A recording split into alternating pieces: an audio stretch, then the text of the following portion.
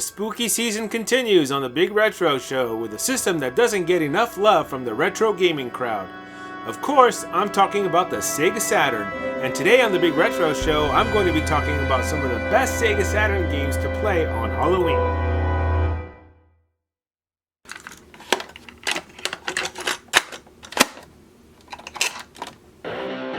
The 80s and 90s were great times to be a kid. Join me as I dive into the world of movies, music, video games and toys, and explore what made these decades so great.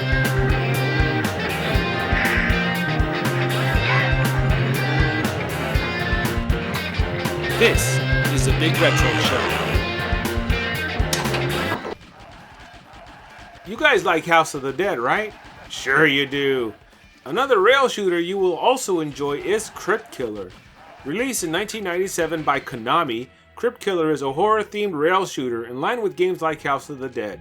But in Crypt Killer, you play as a crypt raider, guided by this bald-headed dude named Galazon, who is apparently the spirit of travels. You choose one of 6 stages including caves, forests, rivers, crypts, and temples in search of the Eyes of Guidance.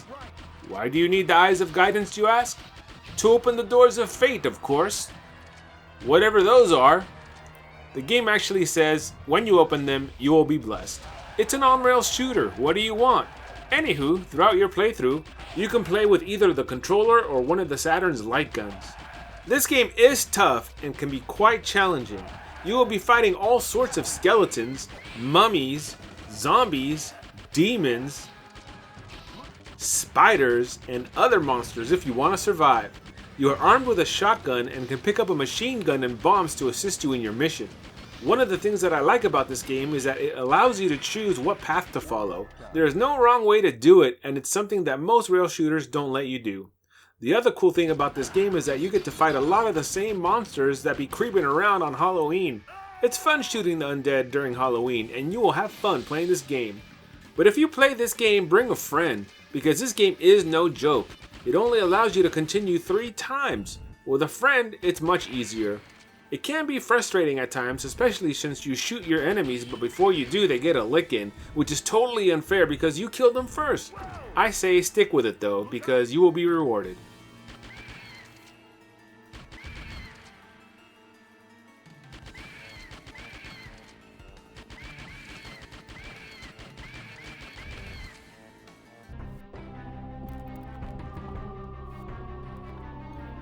Talk about a unique gaming experience. Mr. Bones is a Saturn exclusive that's a perfect game to play for Halloween.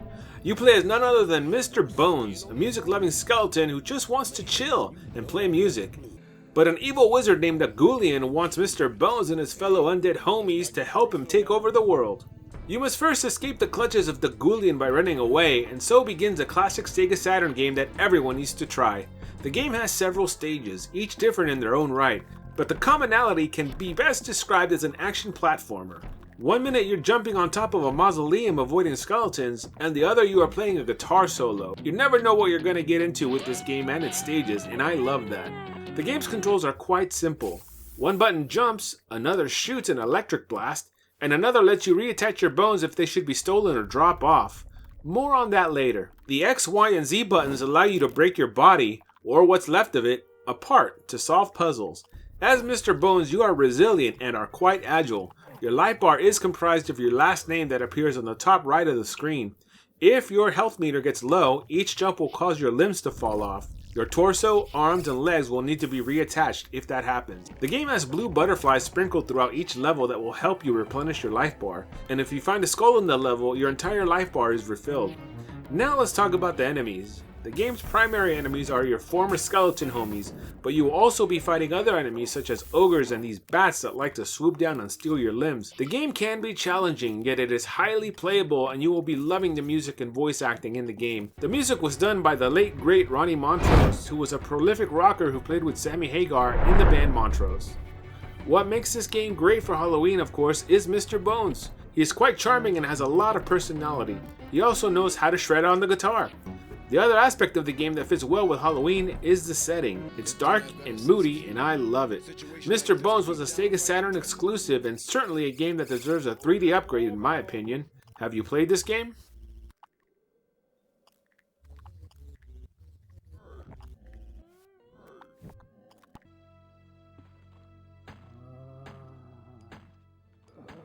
The game that birthed the survival horror genre made its way onto the Sega Saturn in 1997 and is every bit as good as a PS1 version of the game, and even better in my opinion, due to its touched-up graphics and new game mode. The storyline in Resident Evil hasn't changed from console to console, so if you don't know the story by now, I'll give you a quick rundown. A group of special police named Stars helicopter into the outskirts of Raccoon City to look for their fellow members, who went in to investigate some gruesome deaths.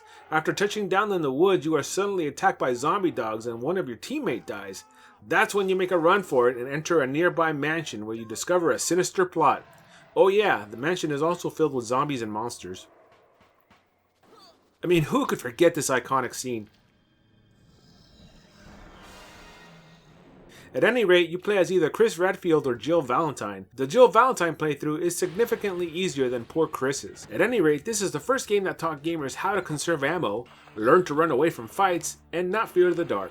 Although the dark atmosphere of the mansion mixed with the music and the game's enemies made us all scared back in the day. And if you were around when this game came out, you played it with all the lights off so you could get the maximum effect. The Sega Saturn version of the game features touched up graphics, new character uniforms, and a battle mode that had players run through different rooms, killing monsters, and was basically the precursor to the Mercenaries mode that we first saw in Resident Evil 4. The storytelling in this game gets a special mention.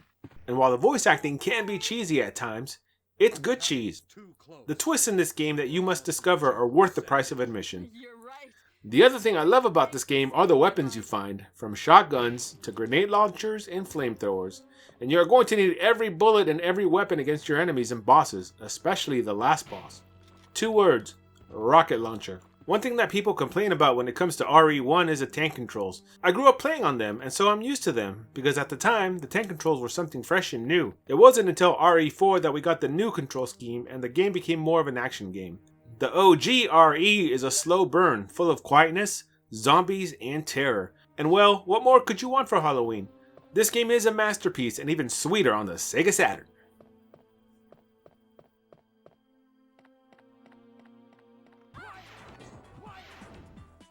What's a good Halloween episode without a little fighting involved? On the Sega Saturn, Night Warriors Darkstalkers Revenge is a great game to get your fight on during Halloween. Night Warriors Darkstalkers Revenge is a port of the arcade game of the same name.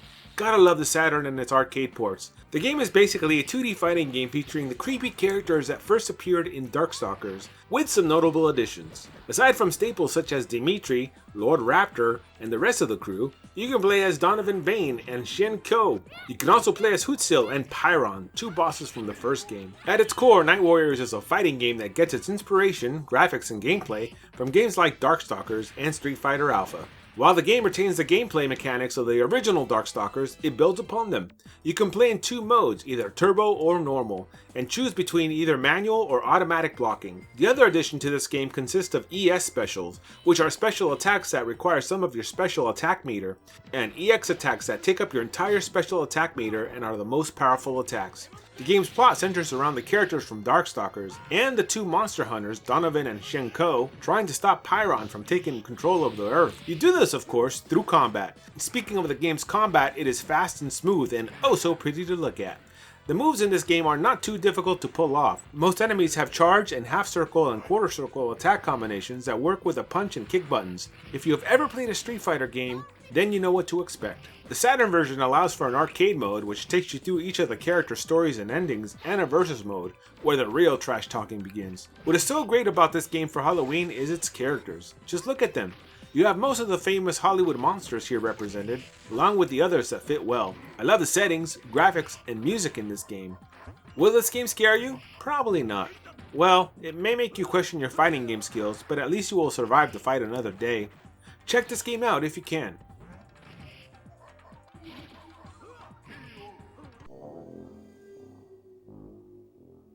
If you are looking for something a little less intense to play on the Saturn for Halloween, then Casper's gotcha.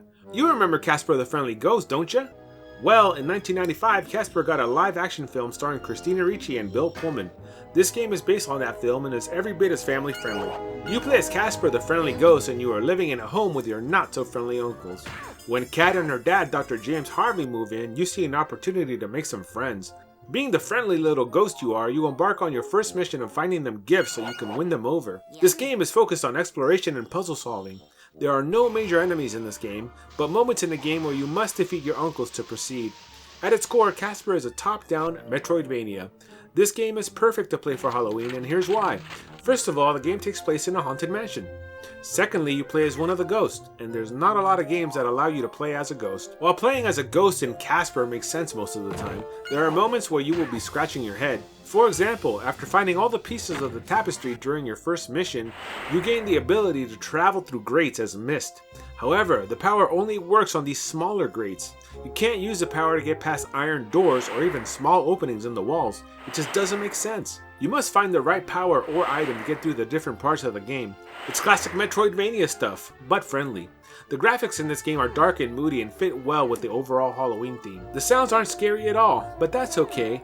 After all, you are playing Casper. This game is a good one to pop in for an hour or two to see how far you can get before you pass out from a sugar coma.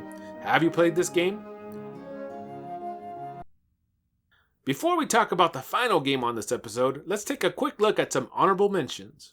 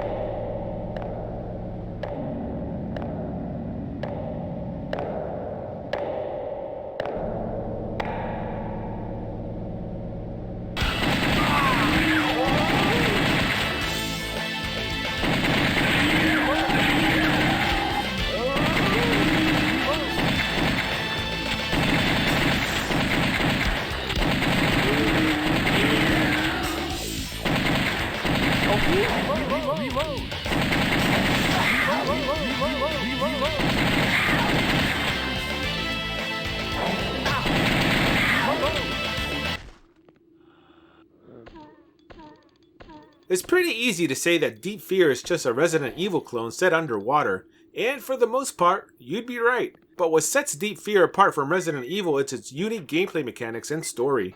Released in 1998 on the Sega Saturn, Deep Fear places you in the role of John Mayer.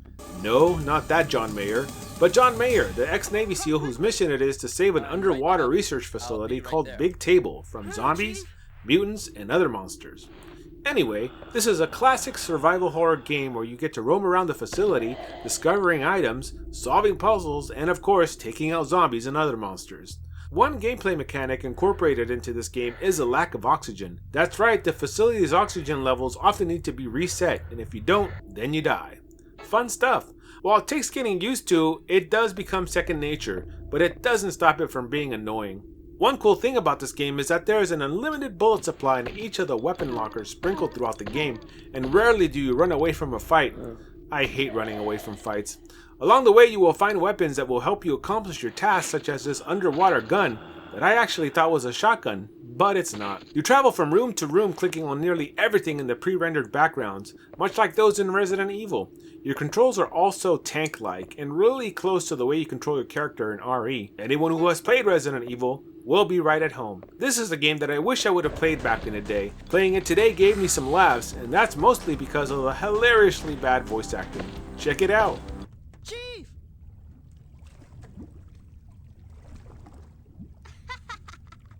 What's going on? April Fools! Did you forget it's April Fool's Day? You know, we don't have time for these fun and games. Sorry, Chief. The mood around the big table had been kinda stuffy lately, so I had to play a joke before going crazy. What do you mean, stuffy?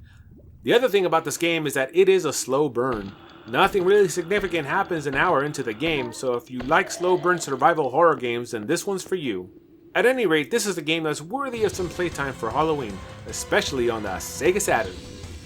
That's going to be it for the Big Retro Show today. If you enjoyed this episode, consider subscribing to the channel, leaving a thumbs up, and dropping a comment. I will see you next time on the Big Retro Show.